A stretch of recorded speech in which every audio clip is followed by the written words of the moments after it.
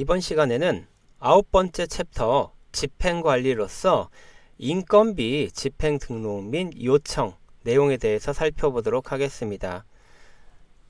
9번째 챕터는 먼저 첫 번째 참여인력관리, 그리고 두 번째 인건비 집행관리 순으로 함께 보도록 하겠습니다.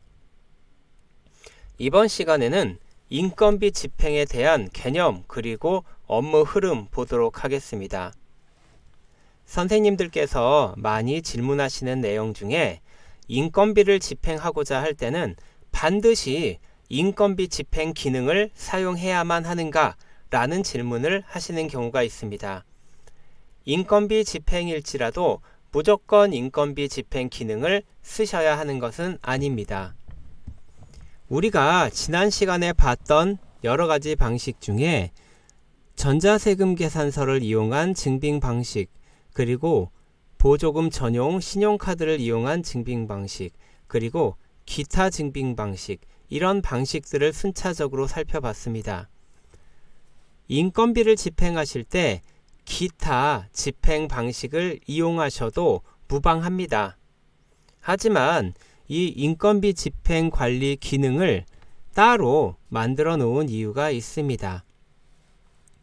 만약에 우리 기관에서 관리하고 있는 인력의 수가 많다면 한 명 한 명 집행정보 등록을 하는 부분이 굉장히 큰 업무량으로 다가올 것입니다. 관리하시기 쉽지 않다는 이야기죠. 그래서 이런 경우에는 인건비 집행관리 기능을 이용하셔서 좀 더 쉽고 빠르고 원활하게 관리하실 수 있습니다. 자, 그럼 업무 흐름부터 보도록 하겠습니다. 우리 보조사업자께서 먼저 참여인력 관리를 하십니다. 무슨 뜻이냐 하면 우리 인력들의 정보, 급여 정보라든지 급여 계좌 정보라든지 이런 정보들을 미리 등록을 시켜놓는 과정을 이야기합니다.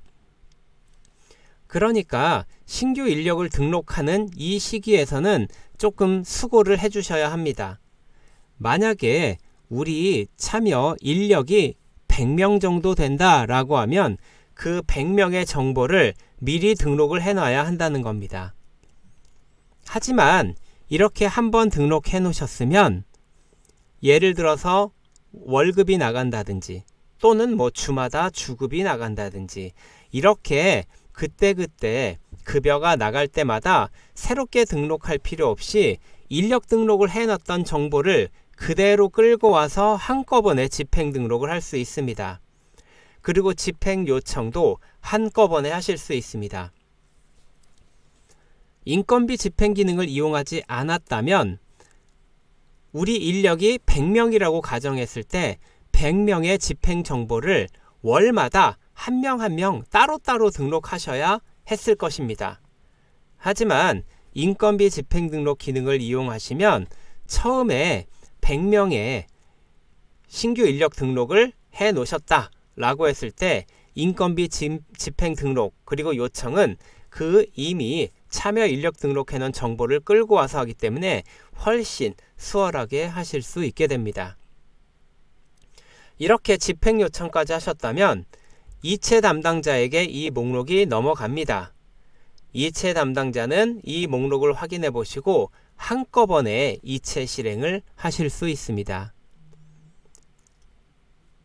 우리 인력이 100명이다 할지라도 100명의 인력을 한 명 한 명 급여를 이체해 주는 방식이 아니라 들어온 내용을 전체 선택하셔서 한 번에 이체 실행 가능하다는 얘기입니다.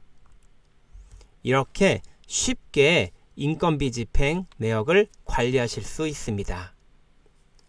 다음 시간에는 어떻게 참여 인력을 관리하는지 그리고 인건비 집행은 어떻게 등록하는지 이어서 보시도록 하겠습니다. 문의사항 안내입니다. 태미 시스템을 사용하시다가 데이터에 대해서 조회해봐야 될 문제가 있다면 태미 시스템의 사용자 지원, 문의 게시판으로 들어오셔서 등록 버튼을 눌러서 문의 게시판에 문의 내용을 등록해 주시면 됩니다. 그러면 내용을 확인해 보고 답변을 드릴 예정입니다.